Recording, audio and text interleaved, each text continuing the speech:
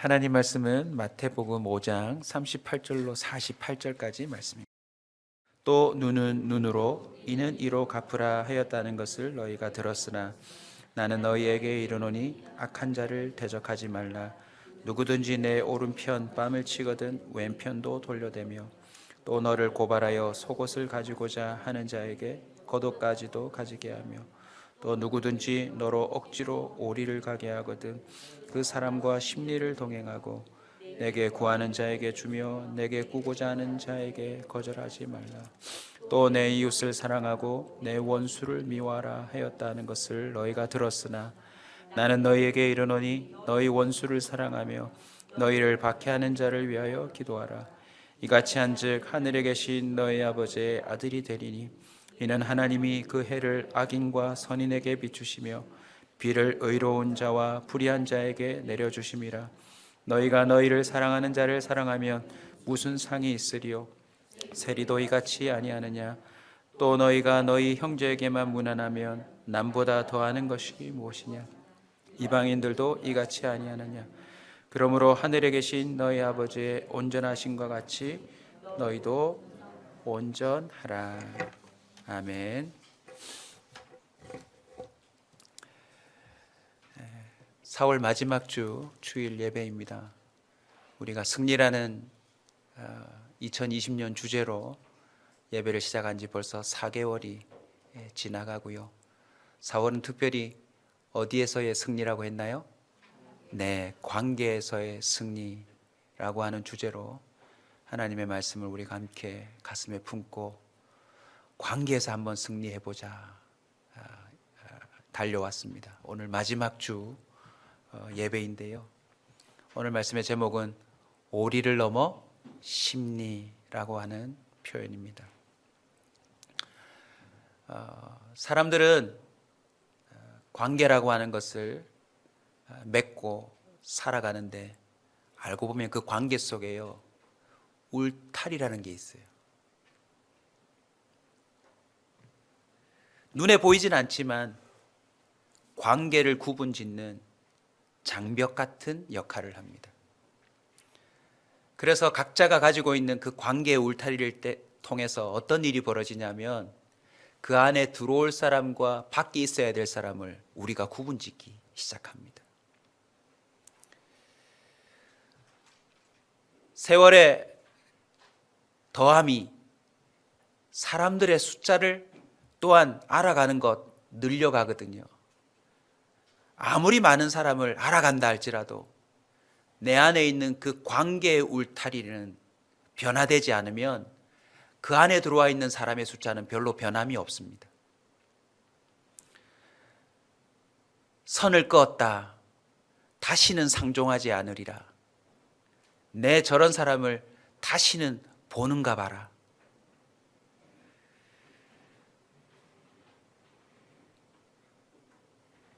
당신과 나 사이에 이상하게 벽 같은 게 느껴져요 라고 하는 이런저런 표현들이 바로 이 눈에 보이지 않는 관계 속에 있는 울타리의 실체를 증명하는 표현입니다.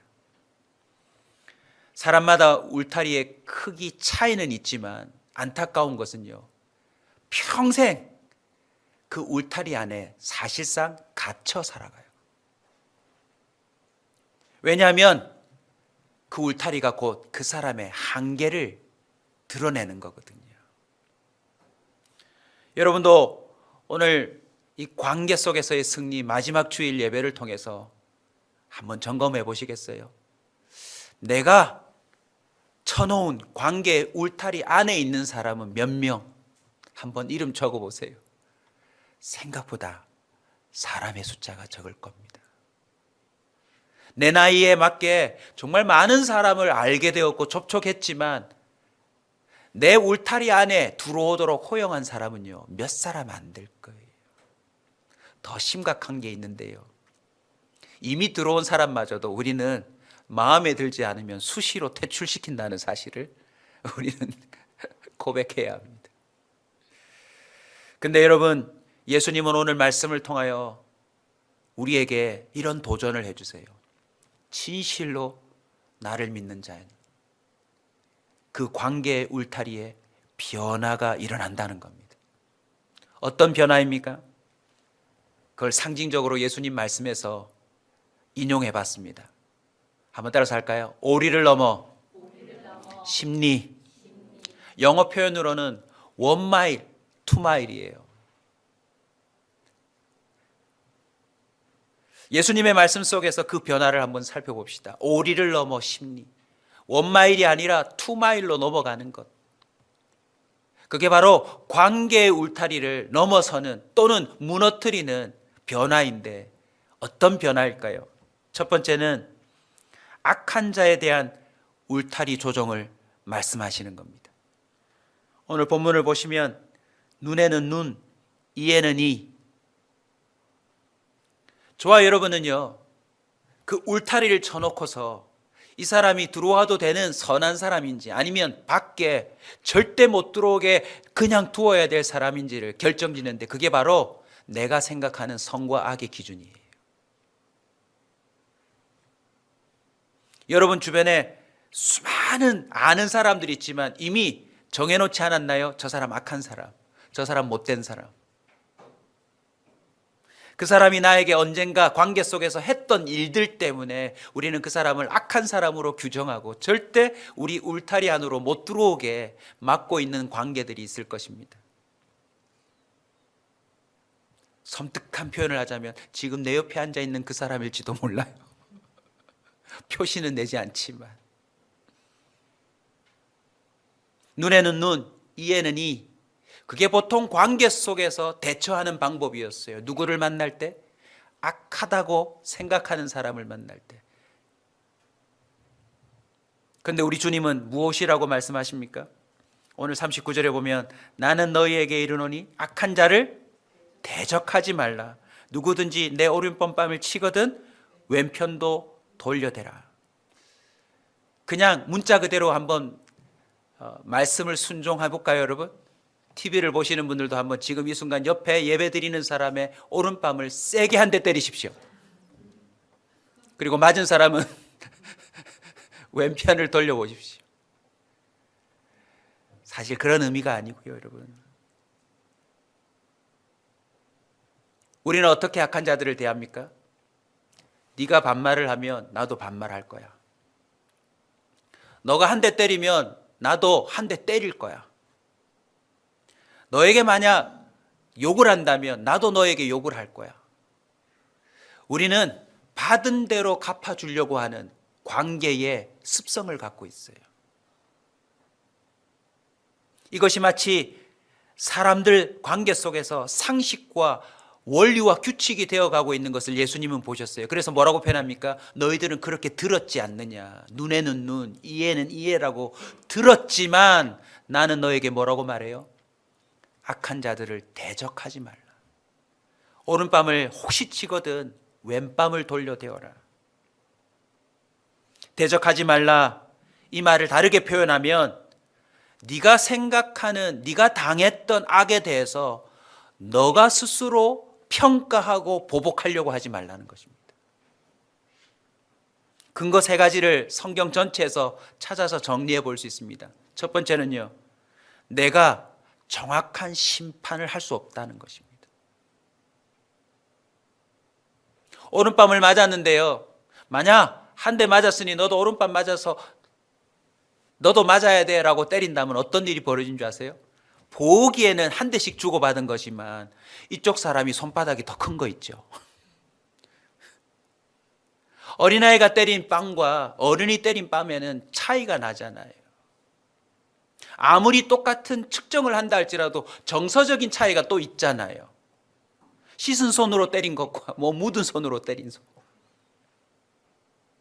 여러분 기억하십시오. 우리는 악한 자들을 관계 속에서 대할 때 결코 대적하면 안 됩니다. 왜요? 내가 정확한 심판자가 될 수 없기 때문에. 두 번째는 알고 보면 내가 악한 자입니다. 정말 면밀히 조사가 이루어지고 나면 내가 더 나쁜 사람일 확률이 높아요. 그래서 우리는 함부로 내 관계 속에서 악하다, 이렇다, 뭐 저렇다 하면서 받은 대로 갚아주려고 섣불리 나서면 안 된다는 것입니다. 세 번째는 내가 심판한다고 해서 해결이 되는 게 아닙니다. 한 대 맞고 한 대 때렸는데 나중에는 어떻게 됐죠? 저쪽에서 몽둥이를 들고 옵니다. 한 대 맞고 한 대 때렸으면 끝나야 되는데 더 큰 상처와 아픔, 큰 분쟁으로 이어지는 게 우리 관계 속에서의 희한한 결과들라는 것이죠. 내가 정확한 심판을 할 수가 없고 내가 도리어 악하고 내가 심판 받은 대로 다시 준다라고 한들 더 큰 문제가 생긴다는 것을 아시고 우리는 결코 악한 자를 뭐 하지 말아야 돼요? 대적하지 말아야 돼요. 로마서 12장 19절은 말합니다. 내 사랑하는 자들아 너희가 친히 원수를 갚지 말고 하나님의 진노하심에 맡기라. 진노를 해도 보복을 해도 하나님이 하겠다는 것입니다. 이게 바로 예수 믿는 사람들의 그 관계 속에서의 울타리를 조정하는 방법이에요. 아멘. 원수 갚는 것이 내게 있으니 내가 갚으리라고 주께서 말씀하시느니라. 우리는요 모든 심판을 하나님께 맡겨야 합니다. 그게 바로 하나님이 살아계시다라고 믿는 것, 하나님은 지금도 심판자로서 공의와 사랑을 동시에 실천하고 있다는 사실을 믿는 자의 태도인 줄로 믿습니다. 좋습니다. 여기까지는 이해돼요, 저도. 그런데 문제는 오른밤을 맞으면 참아라가 아니에요, 여러분. 네가 정확한 심판을 할 수 없고 너도 악할 수 있고 도리어 보복을 하면 큰일이 벌어질 수 있으니 오른밤을 혹시 악한 자가 때리거든 이런 내용들을 기억하고 참아라 하면 나도 하겠어요. 근데 어떻게 하래요? 왼밤을 돌려대래요.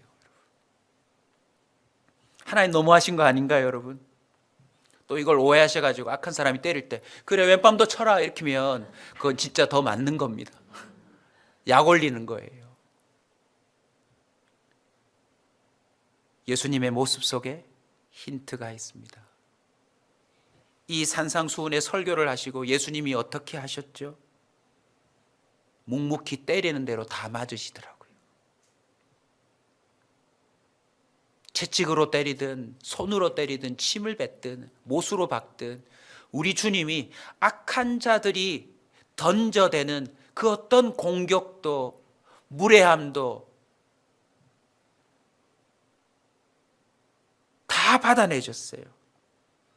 마태복음 26장 53절 그 십자가의 마지막 순간에 예수님을 잡으러 온 자 앞에 베드로가 칼을 빼내어 그 종의 길을 자를 때 예수님이 이렇게 말씀하십니다. 너는 내가 내 아버지께 구하여 지금 12군단 더 되는 천사를 보내시게 할 수 없는 줄로 아느냐?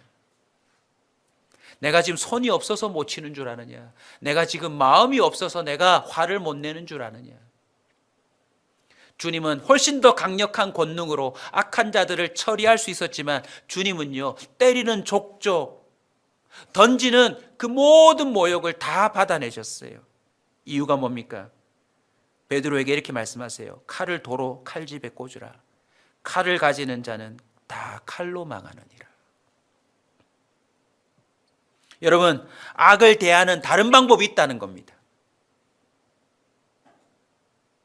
그것이 무엇입니까? 바로 선입니다. 선. 왼밤을 돌려대라는 것은 그래 오른밤 쳤냐 왼밤 쳐라 그래 쳐봐라 라고 하는 보통 사람들이 서로 싸울 때 해대는 그런 홧김의 말이 아니라요. 선으로 악을 대하라는 것입니다. 마지막 끝까지 악을 악으로 대하는 것이 아니라 선으로 대하라고 하는 하나님의 지혜를 말씀해 주고 있는 것입니다. 저와 여러분이 악한 죄에 대한 울타리를 조정하는 가운데 이제는 진정 선으로 끝까지 대할 수 있는 은혜가 있기를 축원합니다. 오리를 넘어 심리 두 번째 변화는 사랑의 울타리 조정입니다. 우리는 보통 누구를 사랑하죠? 사랑할 만한 사람을 사랑합니다. 내 눈에 보기에, 내가 느끼기에, 또 내가 종합해서 나에게 뭔가 유익이 되는 사람을 우리는 사랑합니다. 혹시 부부가 같이 예배를 드리고 있다면 한번 서로 물어보시죠. 나의 어떤 점이 사랑스럽냐고. 섣불리 대답하다가 오늘 예배 드리다가 부부싸움 할 수 있습니다.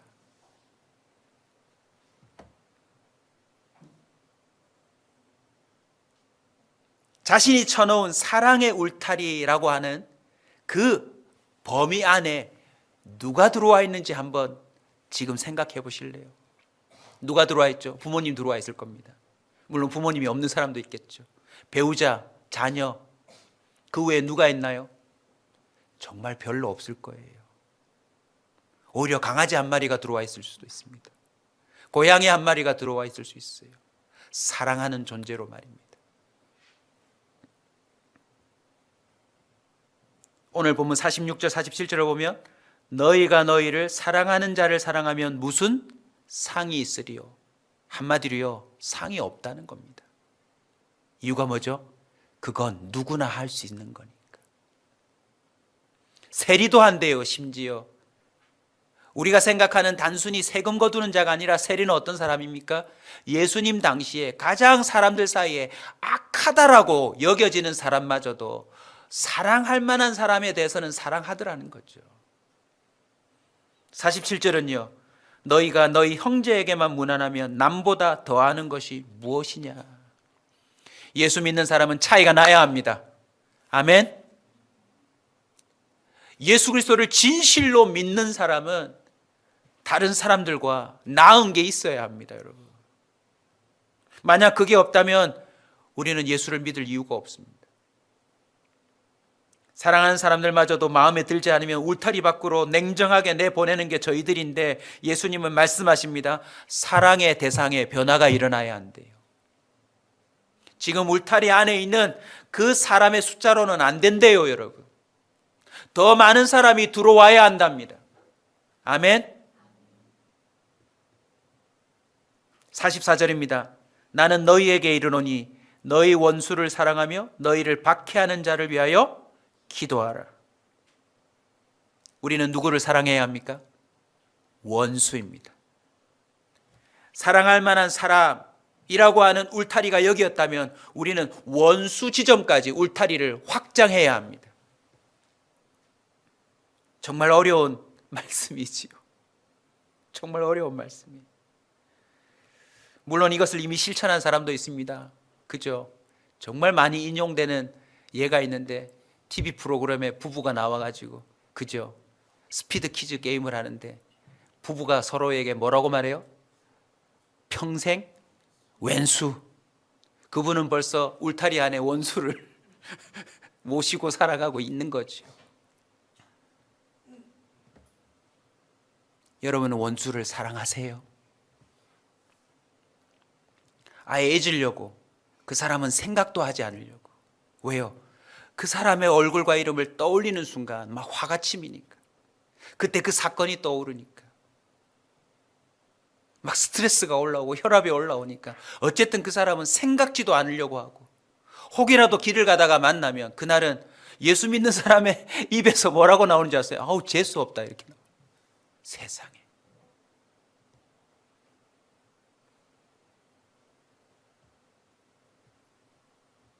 예수님은 원수를 사랑해야 된대요. 그 근거는 어디서 찾을 수 있나요? 로마서 5장 10절입니다. 곧 우리가 원수 되었을 때에 그의 아들의 죽으심으로 말미암아 하나님과 화목하게 되었은즉 화목하게 된 자로서 더욱 그의 살아나심으로 말미암아 구원을 받을 것이니라. 아멘.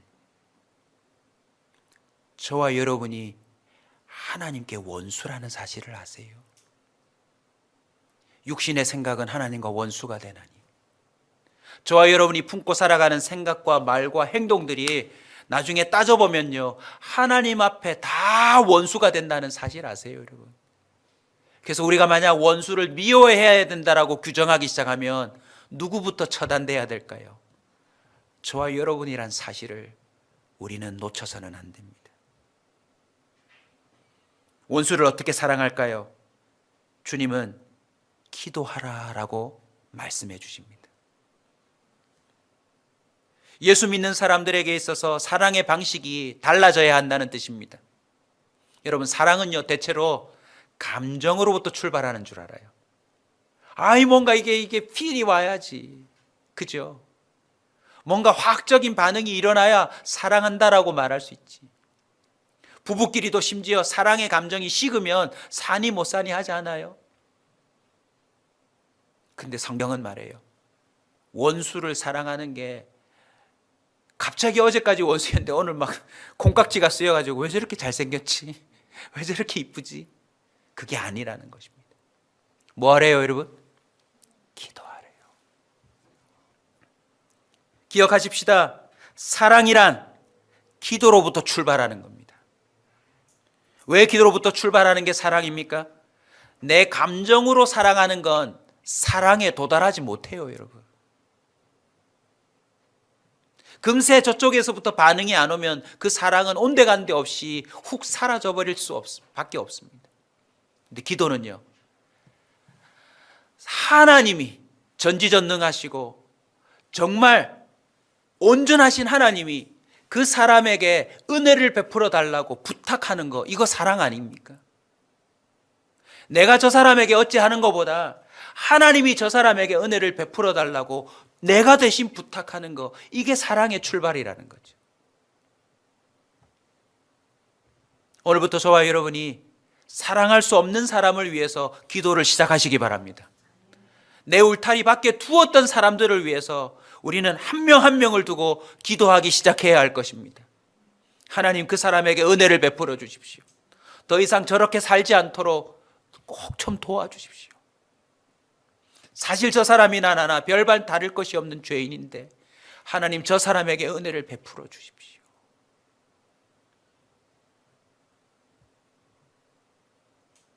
말이 나온 김에 우리 북한의 김정은 그 청년을 위해서도 우리가 기도해야 되지 않을까요?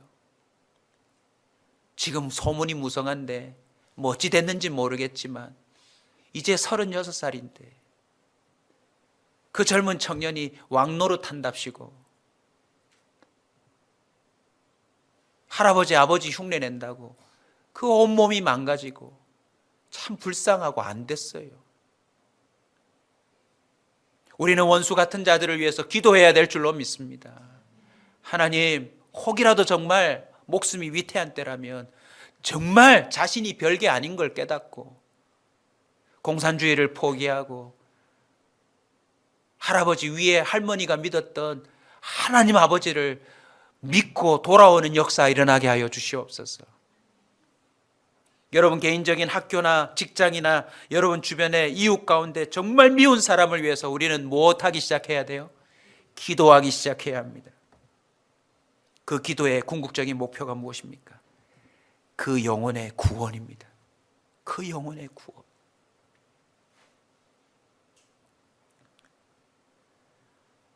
여기서 잠깐 한 번 더 진지한 질문을 또 한 가지 해볼까요?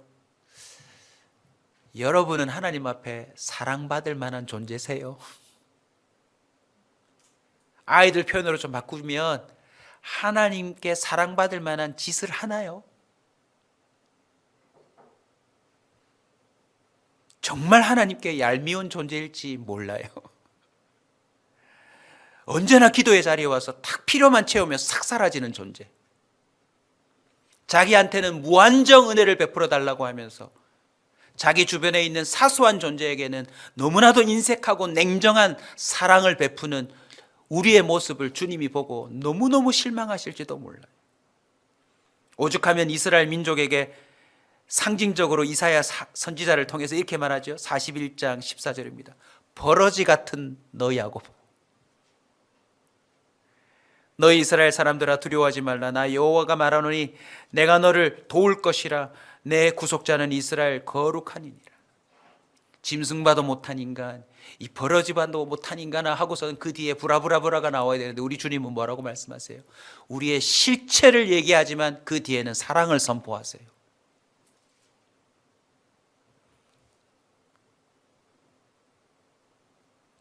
사랑하는 성도 여러분, 저와 여러분은요 결코 주님 앞에 사랑받을 만한 그 뭔가에 대한 근거가 있는 사람이 아니에요. 제가 증명해 볼까요? 여러분의 부모도 여러분을 그다지 사랑하지만 어쩔 수 없이 하는 게 많습니다. 배우자들끼리요. 정말 사랑일까요? 하나님 앞에서 했던 약속과 하나님이 부어주신 사랑 때문에 견디고 있는 것이지, 서로의 실체를 알고 나서부터는요, 정말 사랑할까요? 또 너무 은혜 받으셔가지고 아멘 하시면 큰일 납니다. 속으로 아멘.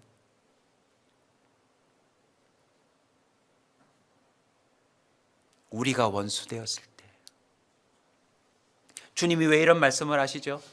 지금 이 설교를 듣고 있는 모든 자가 사실상 원수이기 때문에 주님이 그 울타리를 넘어가면서 우리에게 선언하신 것입니다. 원수를 사랑하라. 원수를 위해 기도하라. 여러분, 기도하다 보면 놀랍게도요, 진정으로 사랑하게 됩니다. 그 악한 자를 신기하게도 이해하게 됩니다. 긍휼히 여기게 됩니다. 더 나아가서는요, 그 악한 자가 그 악함에서 벗어나올 수 있는 지혜와 명철이 나한테 생길 수도 있어요. 그래서 로마서 12장 20절은 이렇게 말합니다. 내 원수가 줄이거든 먹이고 목마르거든 마시게 하라. 그리함으로 네가 숯불을 그 머리에 쌓아 놓으니라. 우리 주변에도 이런 역사가 한 번씩 일어나지 않습니까? 정말 악하고 악해서 그냥 없어져야 될 존재인데 또 상대적으로 끝까지 사랑해주는 어떤 대상이 있어서 마지막 순간에 그 악한 자가 돌아오는 역사가 나타나잖아요. 그게 바로 사랑의 힘입니다. 주님이 보여주시고자 하는 능력이었던 것입니다.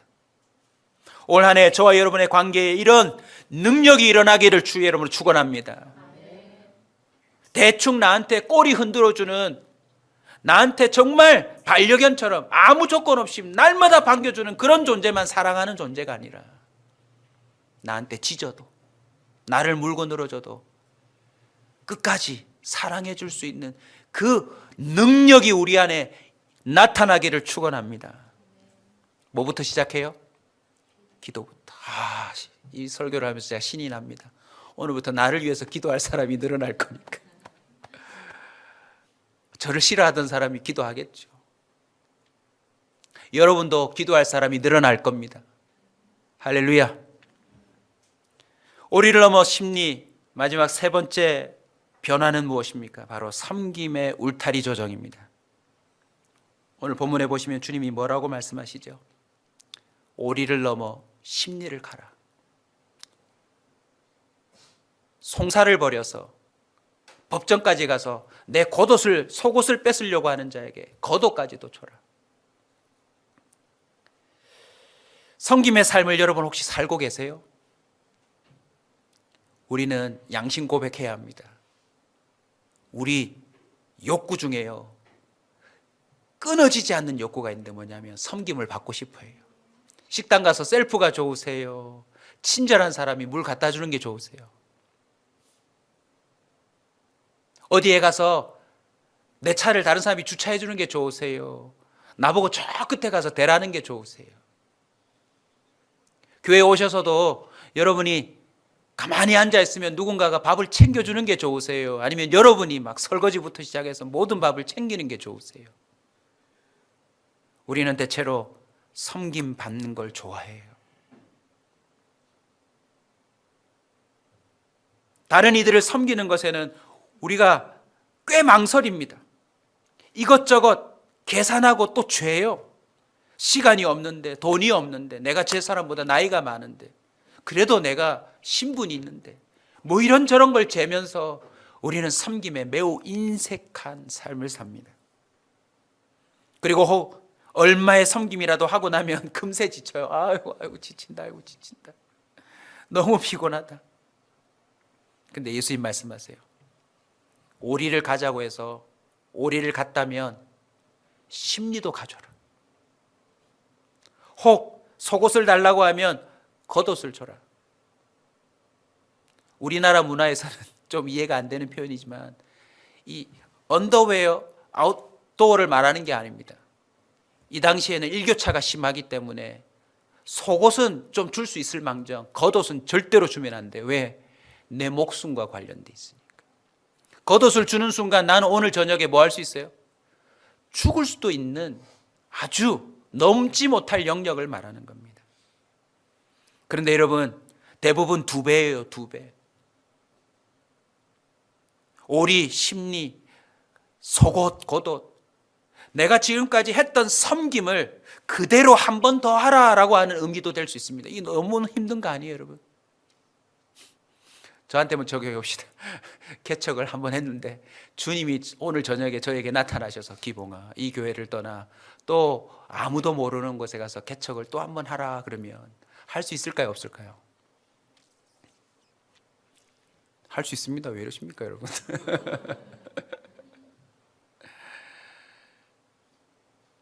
쉽지 않아요. 근데 여러분 착각하시면 안 됩니다.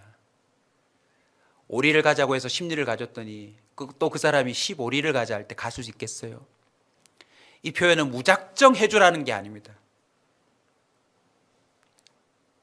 그건 진짜 미련하고 바보죠.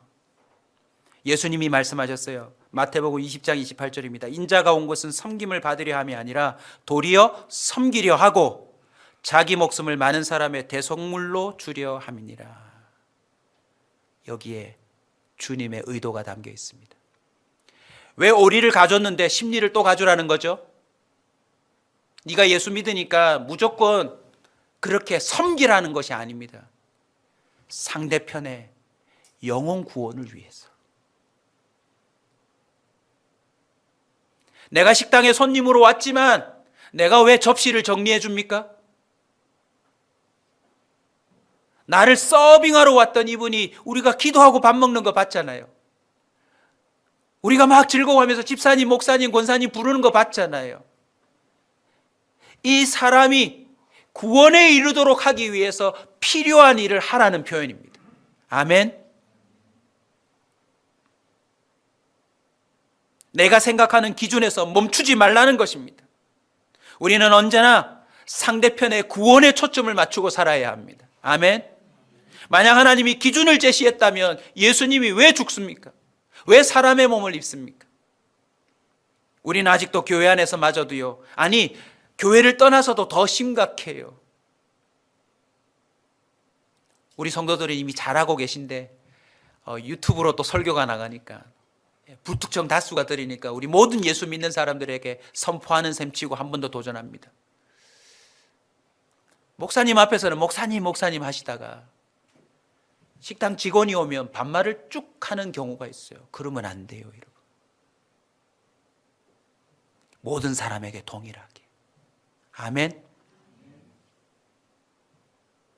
하도 사람들이 제대로 못 사니까 요즘 식당 가니까 다 종업원들이 옷을 만들어 입었더라고요. 나도 누구 집 귀한 자식이다. 함부로 대하지 말라는 거죠. 콜센터 전화를 한 번씩 걸어보면 자동 응답이 나와요. 당신이 지금 통화하시는 분은 누군가의 아내입니다. 누군가의 어머니입니다. 존중해 주세요. 우리 예수 믿는 사람은 어떻게 해야 합니까? 저 사람이 예수께서 구원하시려고 십자가에 못 박아 돌아가신 대상이다. 그렇게 존귀한 자이니 그 사람이 예수 그리스도의 사랑을 알도록, 그 은혜를 알도록, 주님이 어떻게 울타리를 넘었는지를 알도록 우리가 그 울타리를 넘어가 주라는 것입니다. 아멘. 대부분 사람들은 여기서 끝나던데 왜 심리까지 오시나요?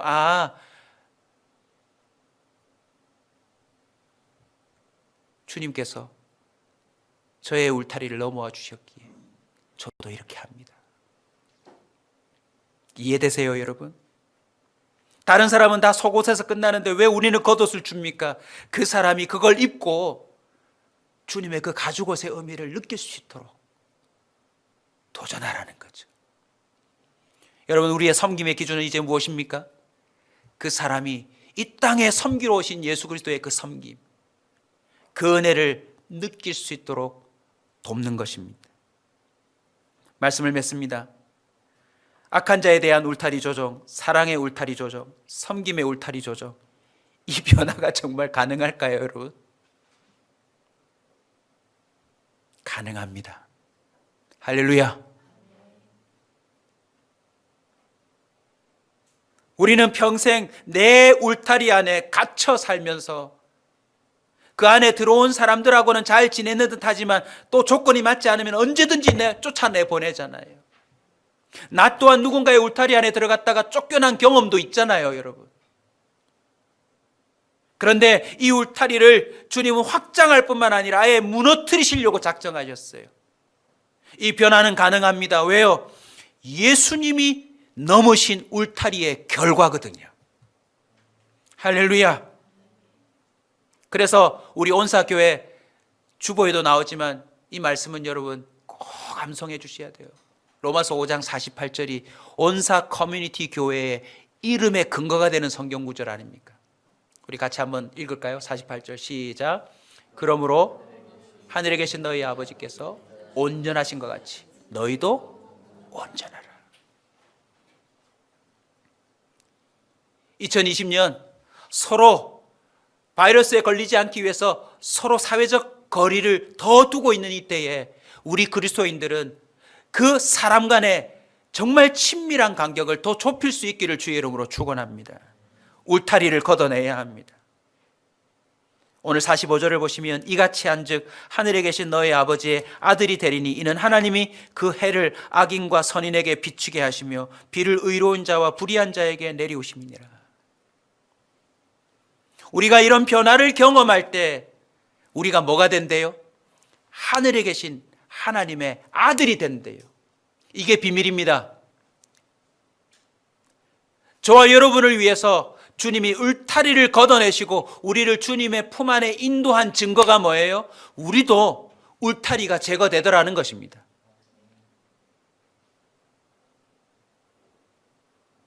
이렇게 한번 비유해 보려고 합니다.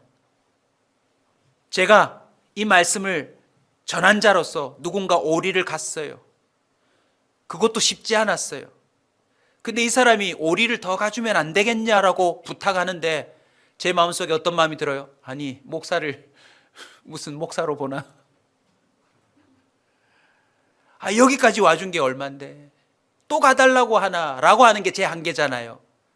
그걸 놓고 제가 뭐 할까요? 주님 앞에 가서 제 한계를 토로할 겁니다. 저 이거밖에 안 됩니다, 주님.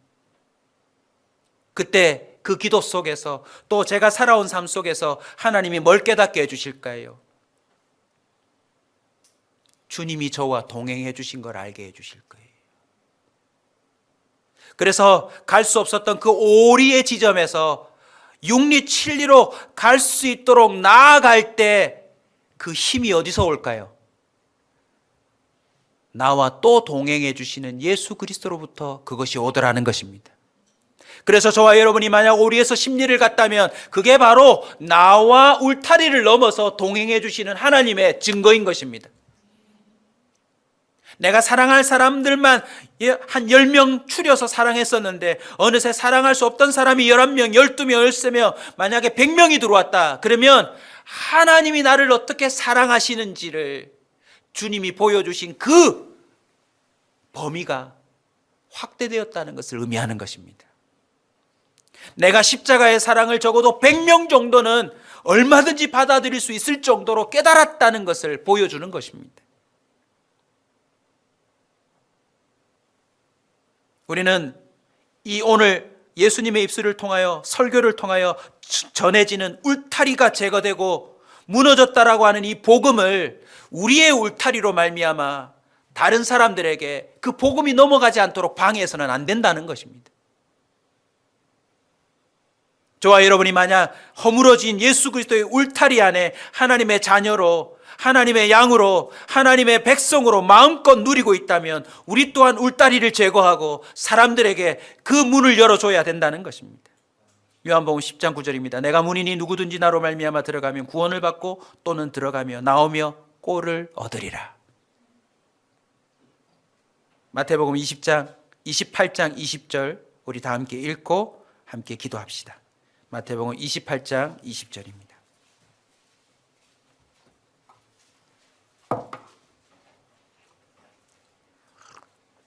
같이 읽습니다. 내가 너희에게 분부한 모든 것을 가르쳐 지키게 하라. 볼지어다 내가 세상 끝날까지 너희와 항상 함께 있으리라. 이 말씀을 오늘 이 본문과 함께 연결할까요? 네가 악한 자를 대적하지 않고 내가 너에게 해준 말대로 그 악한 자를 대하는 울타리를 조정하여서 왼밤을 돌려돌 때 내가 너와 함께 할 거라는 겁니다. 사랑할 수 없는 사람을 위해 기도할 때 내가 그 기도를 들을 거라는 것입니다. 네가 섬길 수 없는 그 한계 지점에 도달해서 정말 쓰러지고 넘어지고 아파하고 고통스러워하는 그 지점에서 너를 일으켜 세워 육리를 갈 수 있도록 내가 너를 끌어당길 거라는 것입니다. 그 삶을 살았던 바울이 디모데후서 4장 7절에 이렇게 얘기합니다. 나는 선한 싸움을 싸우고. 이제 이 싸움이 뭔지 아시겠죠? 오리에서 멈출 것인가? 심리를 갈 것인가? 속옷에서 끝날 것인가? 겉옷까지 줄 것인가? 내가 딱 여기까지만 사랑할 것인가? 아니면 그 이상을 사랑할 것인가? 내가 오른밤 맞고 한 대 칠 것인가? 아니면 왼밤도 돌려댈 것인가? 내가 이런 취급 대접을 받았는데 내가 저 사람하고 끝낼 것인가? 아니면 계속 유지할 것인가? 주님의 말씀과의 대면으로 세상과 싸우는 그런 싸움을 의미하는데 그 싸움을 싸워 이겼대요. 달려갈 길을 마쳤대요. 심리만 간 게 아니에요. 주님이 가기를 원하는 지점까지 가버린 거예요. 누가 동행하셨기 때문에. 동행하고 싶지 않은 바울. 주님 앞에 정말 얄미운 바울. 내가 사랑하는 사람을 골라서 핍박하는 저 인간 그냥 끝내버리고 싶은데 하나님이 그 사람과도 끝까지 가주셨대요. 사랑하는 성도 여러분, 우리 온사 식구들 오리를 넘어 심리, 주님의 온전하심 앞에 도달하는 그리스도인이 되시길 주의 이름으로 축원합니다.